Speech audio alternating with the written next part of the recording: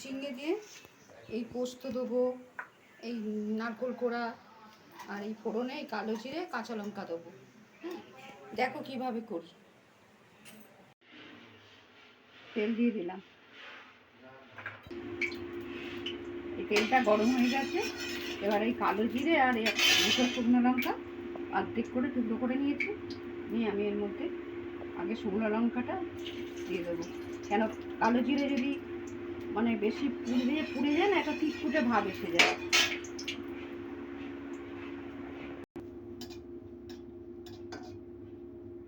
শুকনো লঙ্কাটা একটু ভাজা ভাজা হচ্ছে, এবার আমি কালো জিরেটা দিয়ে দেবো।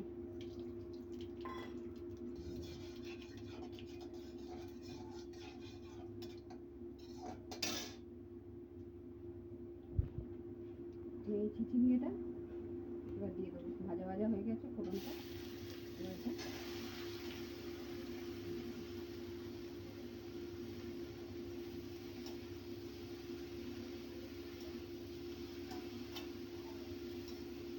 অনেকে এই চিচিঙ্গেতে না গোটা পোস্ত দেয়, তখন কি হবে, সে ফোড়নে ওই গোটা পোস্তটা দিয়ে একটু নাড়াচাড়া করে তখন চিচিঙ্গেটা দেয়, সেটাও ভালো হয় খেতে। তোমাদের যেটা ভালো লাগবে সেরকম করতে পারবে, কিন্তু আমি এইভাবে করছি, দেখো কি তোমাদের ভালো লাগে কি না, এভাবে করে খেয়ে দেখো। অনেকে অনেক রকমভাবেই করো।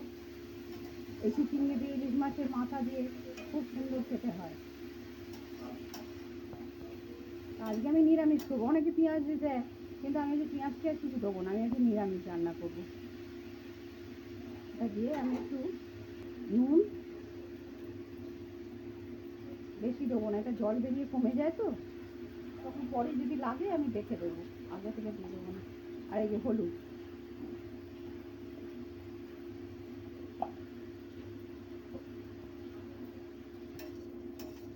দিয়ে এটা আঁচটা মিডিয়াম করে এটাকে আমি চাপা দিয়ে দেবো, কেন এর থেকে জল বেরোবে।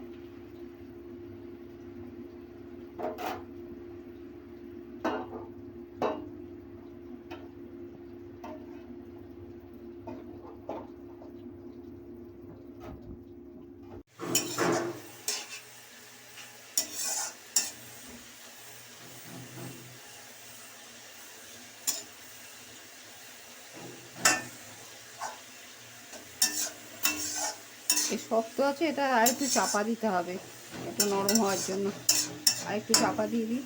আর আমি এতে এই যে আমি না পোস্ত বেটে নিয়েছি, এই পোস্ত বাটাটা আমি এর মধ্যে দিয়ে দেবো। পোস্ত বাটা, এই যে নারকোল কোড়াটা, নারকোলটা দিয়ে দেবো, দিয়ে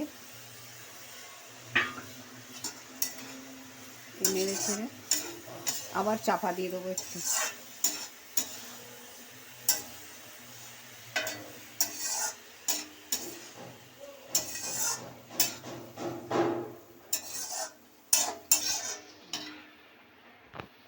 এই পোস্তর বাটিটা ধুয়ে একটু জলটা দিয়ে দিলাম, আর জল দেবো না। এবার একটু আবার একটু কমাস করে আর একটু চাপা দিয়ে দিই, কারণ আর একটু নরম হবে।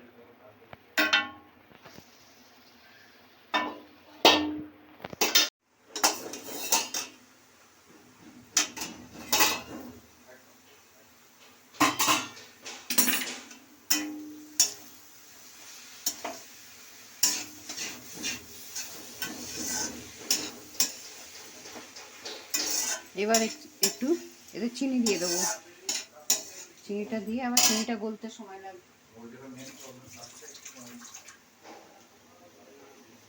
এটা একটু মিষ্টি মিষ্টি খেতে হয় তো, শুকনো ভাতেতে, রুটি পরোটাতেও ভালো লাগে।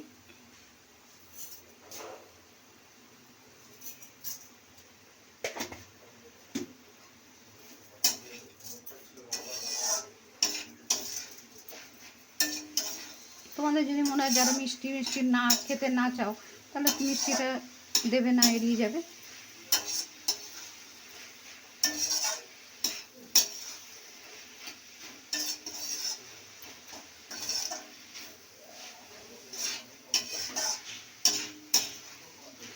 এটা একদম একটু মানে শুকনো শুকনো করে একটু ঘেঁটে ঘেঁটে দিয়ে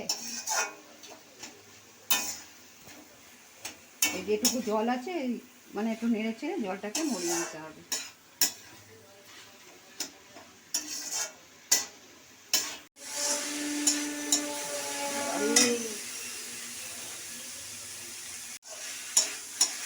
এই যে এবারে এটা আমার হয়ে গেছে, এবার এটা নামিয়ে দেবো। তোমরা এভাবে করে খেয়ে দেখো, খুব ভালো লাগবে খেতে। আর যদি ভালো লাগে আমাকে কমেন্ট করে জানিয়ে দিও। তোমরা আমার পাশে থেকো।